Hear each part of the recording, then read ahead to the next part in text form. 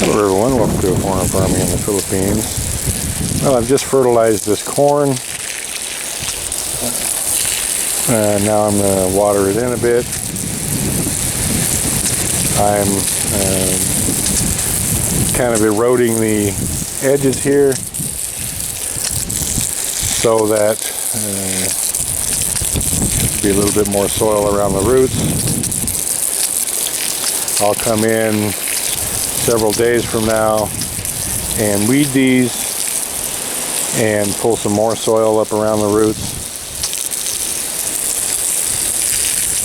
but just a little bit for now, just enough to get the fertilizer going, get it to soaking in. That's the reason I planted these in the bottom of the furrow rather than the top, so that I could just do exactly what I'm doing right here and washing soil into the middle of the furrow.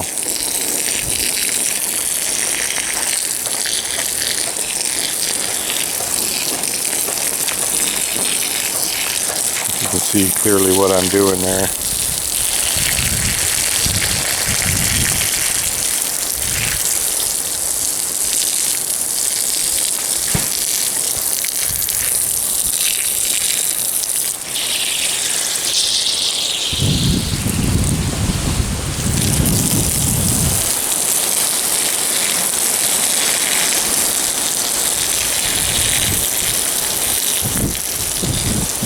It's been pretty dry the last several days, and this corn in particular needs both fertilizing and water, so that's why I'm here. I'm also going to go over and do the same thing with the pepper tomato combos.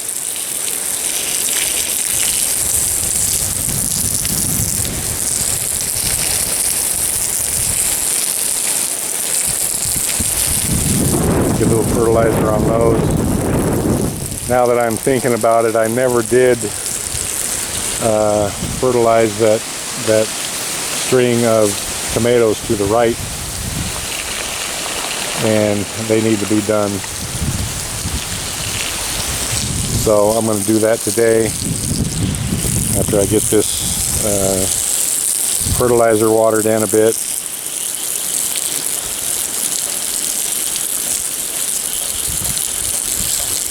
This could easily be done with a hoe as well, but our hoe has disappeared. There's a mattock right there. I guess I could use that. When I get the water on it, I'll come along with the mattock and pull a little bit more soil onto the top of these and weed them at the same time.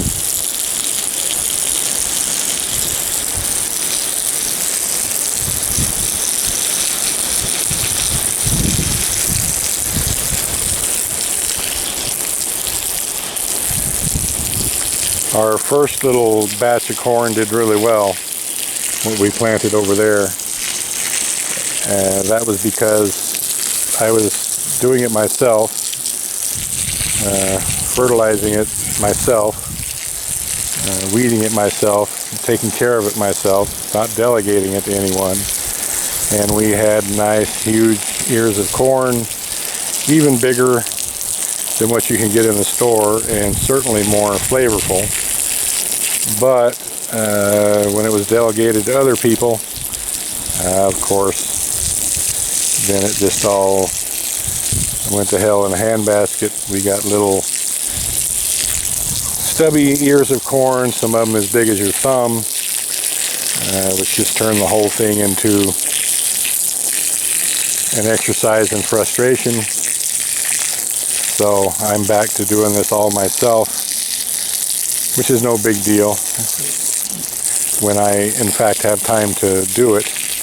It's just when something needs to be done on a particular day and I've got other things to do, it makes it kind of rough. So that's how things get put on to other people who may or may not give a crap if it's done right or not.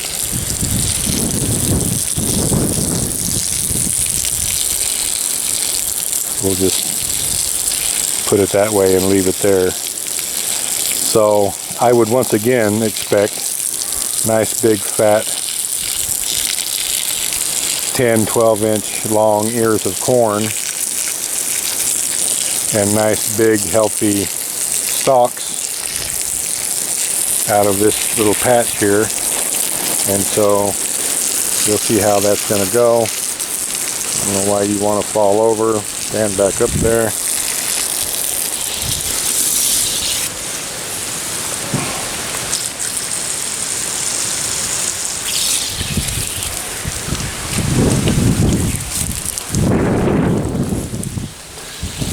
And not only has it been dry, but it's been windy. You can see how things are blowing here.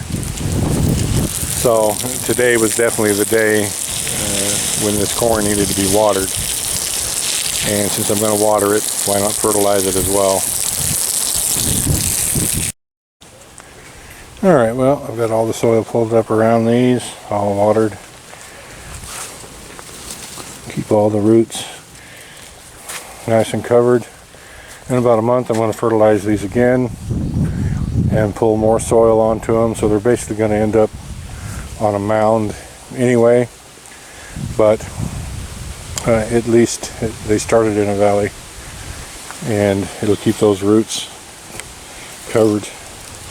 I did find a few, I've seen these before but I've never paid any attention to them, but there's 2 volunteer tomatoes here. I can't remember what variety was planted here. This was all tomatoes before. These came up from seed. I have no idea what they are. There's actually a little tomato on that one. A couple of them, looks like. And this one is flowering. So they were laid down, so rather than stake them up, I just covered up 4 or 5 inches of the stem, fertilized them, put soil around the stem. That's the easy way to do tomatoes, rather than pulling soil up to the roots like that. When a tomato just lays down, you just cover up 2, 3, 4 inches of the stem that's laid down, because it'll root. It'll just cover it up with soil, put some fertilizer on it. That's what I'm going to do with all these tomatoes over here. And Mike Prill actually sent me a picture of that. I've fertilized these again, watered them in. It's been really dry here. These tomatoes I've actually, because of this hot wind, a couple of these tomato plants here are not liking life. But I'm getting tomatoes on these as well. I should have put these about a foot higher up in the air, it looks like I had before. But this is how it ended up. The bell peppers continue to do well, really well. Marcel, a little stinker, came out here and picked the biggest one 3 or 4 days ago. The eggplants are doing well. Looks like those are getting ready to be picked right there. So I'm going to come through tomorrow with the grubbing hoe, all these tomato plants out in there that are laid down. I'm just going to cover up the roots and fertilize them, and not stake them. Just let them do what they're going to do.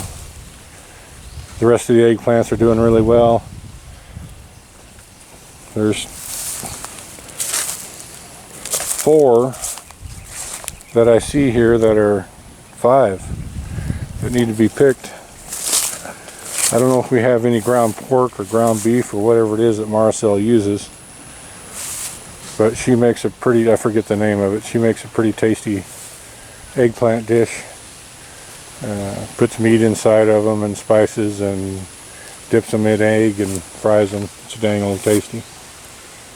So this week we're going to get the pump for the aeration pump for the tilapia pond, which is also going to, for the time being, have a dual use. It's also going to be the pump for the drip line. What I'd like to do is get all the drip line laid out for this portion of the orchard and bananas. Get it all laid out this week. If we have time, go the other way towards the rice field. But these limoncito trees and the banana trees, all these trees in here in particular, I want on emitters and start to use that water out of the tilapia pond, that nutrient-rich water out of the tilapia pond. So that's one of the projects for this week, is to get that up and running. I might get started on it tomorrow. That's all for the garden today. Thank you, everyone. Please like, comment, share, and subscribe.